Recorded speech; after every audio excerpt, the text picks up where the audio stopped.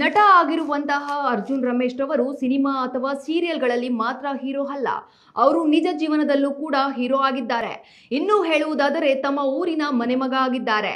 ಯಾಕೆಂದರೆ ಟಿ ನರಸೀಪುರದ 114 ವರ್ಷದ ಸಿಲ್ಕ್ ಫಿಲೇಚರನ್ನ ರಕ್ಷಿಸುವಂತೆ ಉಪವಾಸ ಸತ್ಯಾಗ್ರಹ ಮಾಡುತ್ತಿರುವ ತೋಟದಪ್ಪ ಬಸವರಾಜು ಅವರಿಗೆ ಬೆಂಬಲಿಸಿದ್ದಾರೆ. ಅರ್ಜುನ್ ರವರು ಪುರಸಭೆಯ ಸದಸ್ಯರು ಮತ್ತು ಬಡವರ ಬಂಧು ಕೂಡ ಹೌದು. ನಟರಾದಂತಹ ಅರ್ಜುನ್ ರಮೇಶ್ ರವರು ನಿನ್ನೆ 25/2/2026 ಅಮರಣ ಉಪವಾಸ ಹೋರಾಟದಲ್ಲಿ ಭಾಗವಹಿಸಿದ್ದಾರೆ. ಈ ರಿಯಲ್ ನಟ ತನ್ನೂರು ತನ್ನ ನೆಲ ಎನ್ನುವ ವಿಚಾರ ಬಂದಾಗ ರಿಯಲ್ ಹೀರೋ ಆಗಿ ಹೋರಾಟ ಮಾಡಲು ಹೊರಟಿರುವುದು ಶ್ಲಾಘನೀಯವಾಗಿದೆ. ಎಲ್ಲ ಕಾರ್ಮಿಕ ಬಂಧುಗಳಿಗೆ ನಿಮ್ಮ ಪಾದಗಳಿಗೆ ನಮಸ್ಕಾರ ಮಾಡ್ತೀನಿ. ಯಾಕೆ ಅಂತ ಹೇಳ್ತೀನಿ, ಇವತ್ತಿನ ಕಾಲದಲ್ಲಿ ಅದರಲ್ಲೂ ಪರ್ಟಿಕ್ಯುಲರ್ ಆಗಿ ಮೈಸೂರು ಮತ್ತು ಚನ್ನಪಟ್ಟಣದಿಂದ ಯಾರು ಬಂದಿದ್ದಾರೋ ಇವತ್ತಿನ ಕಾಲದಲ್ಲಿ ಸ್ವಂತ ಅಣ್ಣ ತಂದಿರೋ ಒಬ್ರಿಗೊಬ್ರು ಆಗಲ್ಲ. ಆದ್ರೆ ಅಲ್ಲಿಂದ ನಿಮ್ಮ ಕೆಲಸನ ನಿಲ್ಸಿ ನೀವು ನರಸೀಪುರಕ್ಕೆ ಬಂದಿದ್ದೀರಾ ಅಂದ್ರೆ ನಿಮಗೆ ಯಾವುದೇ ಸ್ವಾರ್ಥ ಇಲ್ಲ, ನೀವು ಹ್ಯುಮ್ಯಾನಿಟಿಗೋಸ್ಕರ ಮನುಷ್ಯತ್ವಕ್ಕೋಸ್ಕರ ಬದುಕ್ತಿರೋರು ಅನ್ನೋದನ್ನ ಪ್ರೂವ್ ಮಾಡಿದ್ದೀರಿ. ಹಾಗೆ ಆಚೆ ಕಡೆ ನಮ್ಮ ತಾಲೂಕಿನ ಹಿರಿಯ ಮುಖಂಡರು ತೋಟದಪ್ಪ ಅಂದ್ರೆ ಅದು ಆ ಹೋಟ್ಲು ಫೇಮಸ್ ಅಂತ ತಿಂದು ಟಿ ನರಸೀಪುರಕ್ಕೆ ಬಂದು ಹೋದವ್ರು ಯಾರು ಅಲ್ಲಿ ತಿಂದು ಹೋಗ್ತಾರೋ ಇತಿಹಾಸನೇ ಇಲ್ಲ. ಅವ್ರು ಇವತ್ತೊಂದು ಮಾತಾಡಿದ್ರೆ ಆಚೆ ಕೂತ್ಕೊಂಡು, ಅಲ್ಲಿ ಯಾರೋ ಪತ್ರಿಕಾ ಮಾಧ್ಯಮ ಸ್ನೇಹಿತರು ಬಂದಾಗ ಇವತ್ತೇ ತಿನ್ಕೊಂಡ್ಬಿಡಪ್ಪ, ಲಾಸ್ಟ್ ನಾಳೆಯಿಂದ ನಾನು ಹೋಟ್ಲು ಮುಗಿಸ್ತಾ ಇದ್ದೀನಿ, ಯಾಕಂದ್ರೆ ನಾನು ಇಲ್ಲಿರೋವರೆಗೂ ಆ ಹೋಟ್ಲು ತೆಗೆಯಲ್ಲ ಅಂದ್ರು.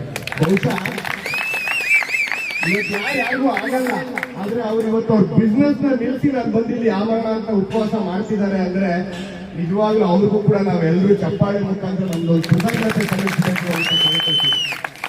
ಹಾಗೆ ತೋಟದಾರಿ ಅಣ್ಣವರಿದ್ದಾರೆ. ಯಾಕಂದ್ರೆ ಇವತ್ತಿನ ಕಾಲದಲ್ಲಿ 60 ವಯಸ್ಸಾದ್ಮೇಲೆ ನಾವು 1000 ಕಾರಣಗಳು ಹೇಳ್ತೀವಿ, ಅಯ್ಯೋ ನಂಗೆ ವಯಸ್ಸಾಗೋಯ್ತು ಅಂತ. 84ನೇ ವಯಸ್ಸಿನಲ್ಲೂ ಕೂಡ ಯಾವುದೇ ಸ್ವಾರ್ಥ ಇಲ್ಲದೆ ಅವರು ಇವತ್ತು ಫೋನ್ ಮಾಡಿಕೊಂಡು ಟಿ ನರಸೀಪುರಕ್ಕೆ ಬಂದು ನಿಮ್ಗೆ ಬೆಂಬಲ ಕೊಡ್ತಿದ್ದಾರೆ ಅಂದ್ರೆ ನಿಜವಾಗ್ಲೂ ಅವ್ರಿಗೂ ಕೂಡ ನಾವೆಲ್ಲರೂ ಕೃತಜ್ಞರಾಗಿರಬೇಕು. ನಾನು ಟಿ ನರಸೀಪುರದಲ್ಲಿ ಯಾಕೆ ಈ ವಿಚಾರವಾಗಿ ನನ್ನ ಮನೆ ಮೈಸೂರು ಮನೆಯಲ್ಲಿ ನಾನು ನನ್ನ ಮೊದಲನೇ ಒಂದು ಪ್ರೆಸ್ ನೋಟ್ ಮಾಡಿರ್ತೀನಿ. ನನಗೆ ಯಾರು ಇಲ್ಲಿರೋರೇನು ಫೋನ್ ಮಾಡಿರಲ್ಲ ಅಥವಾ ಯಾರು ನನಗೇನು ಕೇಳ್ಕೊಂಡಿರಲ್ಲ, ಆದ್ರೂ ಕೂಡ ನಾನು ಮಾಡ್ತೀನಿ. ಕಾರಣ ಯಾಕೆ ಅಂದ್ರೆ ಟಿ ನರಸೀಪುರದಲ್ಲೇ ಹುಟ್ಟಿದ್ದೀನಿ, ನನ್ನ ಸತ್ರ ಟಿ ನರಸೀಪುರದಲ್ಲೇ ಹೂತಾಕೋದು. ಹಾಗಾಗಿ ಟಿ ನರಸೀಪುರದಲ್ಲೇ ನನ್ನ ಜಾಗ ಇರೋದು, ನನ್ನ ಇಡೀ ವಂಶದವ್ರನ್ನೆಲ್ಲ ಹೂತಾಕಿರೋದು ಟಿ ನರಸೀಪುರದಲ್ಲೇ. ಸೊ ಟಿ ನರಸೀಪುರದಲ್ಲಿ ಅನ್ಯಾಯ ಆಗ್ತಿದ್ರೆ ನೋಡ್ಕೊಂಡು ಕೂತ್ಕೊಳ್ಳೋಕೆ ನಾನು ಹೇಳಿ ಅಲ್ಲ.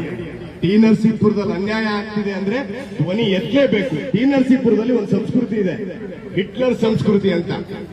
ಹಿಟ್ಲರ್ ಸಂಸ್ಕೃತಿ ಬೇರೆ ಕಡೆ ಮುಗಿದೋಗಿದೆ. ನಮ್ಮ ಟಿ ನರಸೀಪುರದಲ್ಲಿ ನಾನ್ ಚಿಕ್ಕ ಹುಡುಗ ಇದ್ದಾಗ್ಲಿಂದ ಕೂಡ ಹಿಟ್ಲರ್ ಸಂಸ್ಕೃತಿ ನೋಡ್ಕೊಂಡ್ ಬರ್ತಾ ಇದ್ದೀನಿ. ಬಹುಶಃ ನಾಡ ಅಧಿದೇವತೆ ಚಾಮುಂಡೇಶ್ವರಿ ತಾಯಿಗೆ ಇಲ್ಲಿಂದ ಸೀರೆ ಹೋಗುತ್ತಲ್ಲ, ಅದಕ್ಕೆ ಇಲ್ಲಿರೋ ಕಾರ್ಮಿಕರು ಉಡುಗೊರೆ ಕೂಡ ಇದೆ. ತಾಯಿ ಚಾಮುಂಡೇಶ್ವರಿ ನೋಡ್ತಿರ್ತಾರೆ.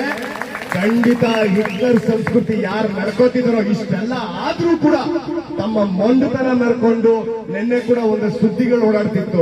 ಯಾರೋ ನಮ್ಮ ಆರಕ್ಷಕ ನಿರೀಕ್ಷಕರು, ಸರ್ಕಲ್ ಇನ್ಸ್ಪೆಕ್ಟರ್ ಮತ್ತು ನಮ್ಮ ಕ್ರೀಡಾ ಸಬಲೀಕರಣದ MD ಅವರು ಮತ್ತು ಕಾಂಗ್ರೆಸ್ ಪಕ್ಷದ ಏಜೆಂಟ್, ನಾನು ಮುಖಂಡರು ಅಂತ ಕರೆಯಲ್ಲ, ಅವ್ರನ್ನ ಏಜೆಂಟ್, ಅವರೆಲ್ಲ ನಿಂತ್ಕೊಂಡು ಒಂದಷ್ಟು ಫೋಟೋಗಳು ತಕೊಂಡು ನಾಳೆಯಿಂದ ಕೆಲಸ ಶುರು ಮಾಡ್ಬಿಡೋಣ ಅಂತ ಹೇಳ್ತಿದ್ರಂತೆ.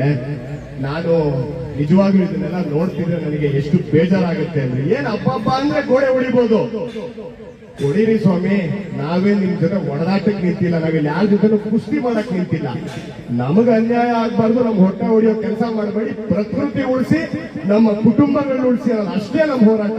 ನಮ್ಮನ್ನ ನೀವು ಹೆಂಗಾದ್ರೂ ಸಾಯಿಸಲೇಬೇಕು ಅಂತ ತೀರ್ಮಾನ ಮಾಡೋದಾದ್ರೆ ನೀವು ಕಾಂಪೌಂಡ್ ಹೊಡೆದಿಸ್ತಿಲ್ಲ, ನಾವೆಲ್ಲ ಪ್ರತಿಜ್ಞೆ ಮಾಡೋಣ. ನಾವೆಲ್ಲರೂ ಕೂಡ ಆಮರಣ ಅಂತ ಉಪವಾಸ ನಾನು ಸಮೇತ ಮುಗಿಸ್ತೀನಿ. ಅವತ್ತಿನ ದಿನದಿಂದ ಇದು ಬಹಳ ಸತ್ಯವಾಗಿ ಮಾತಾಡ್ತಾ ಇದ್ದೀನಿ. ಇಲ್ಲಿ ಹೋಗೋ ಒಂದೊಂದು ಪ್ರಾಣಕ್ಕೂ ಕೂಡ ನಾಡಿನ ದೊರೆ ಅನಿಸ್ಕೊಂಡವ್ರು ಕಾರಣ ಆಗ್ತಾರೆ. ಯಾಕಂದ್ರೆ ನಿಮ್ಗೆ ಇಲ್ಲಿರೋ ಜನ ಓಟ್ ಕೊಟ್ಟು ಕಳ್ಸಿದ್ದಾರೆ. ಹಾಗಾಗಿ ದಯಮಾಡಿ ನಾನು ಹೇಳ್ತಾ ಇದ್ದೀನಿ, ಸಾಕು, ಇಲ್ಲಿಗೆ ಇದನ್ನ ಕೊನೆಗಳಿಸಿ. ಇಷ್ಟು ಜನ ಇಲ್ಲಿ ಸಹಕಾರ ಮಾಡ್ತಿದ್ದಾರೆ, ಪರಿಸರವಾದಿಗಳಾಗಿರ್ಬೋದು. ಏನು ಇಲ್ಲಿ ಬರೋದ್ರಿಂದ ನರಸೀಪುರದಿಂದ ಅವರೇ ಕಾಸು ಹಾಕೊಂಡು ಮೈಸೂರಿನ ಪೆಟ್ರೋಲ್ ಖರ್ಚು ಮಾಡ್ಕೊಂಡ್ ಬರ್ಬೇಕು. ಈಗ ನಾನು ಮೈಸೂರಿನ ಬಂದ್ರೆ ನನ್ನ ಕಾರ್ಗೆ ನಾನೇ ಕಾಸು ಹಾಕೊಂಡ್ ಬರ್ಬೇಕು. ಇಲ್ಲ ಕೇಳಿ ಇವರೆಲ್ಲ ನಮ್ಮ ಹುಡುಗರವರೆಲ್ಲ ಪೆಟ್ರೋಲ್ ಕರ್ಕೊಂಡು ಹೋಗೋದು ಪಾರ್ಟಿ ಗಿಟಿ ಕೊಡ್ಸಿದ್ದೀನಪ್ಪ, ಖಂಡಿತ ಇಲ್ಲ. ಆದ್ರೆ ಯಾಕೆ ಬರ್ತಾ ಇದೀವಿ ಅಂದ್ರೆ ಒಳ್ಳೆ ಕೆಲ್ಸಕ್ಕೋಸ್ಕರ, ಒಳ್ಳೆ ಕೆಸರು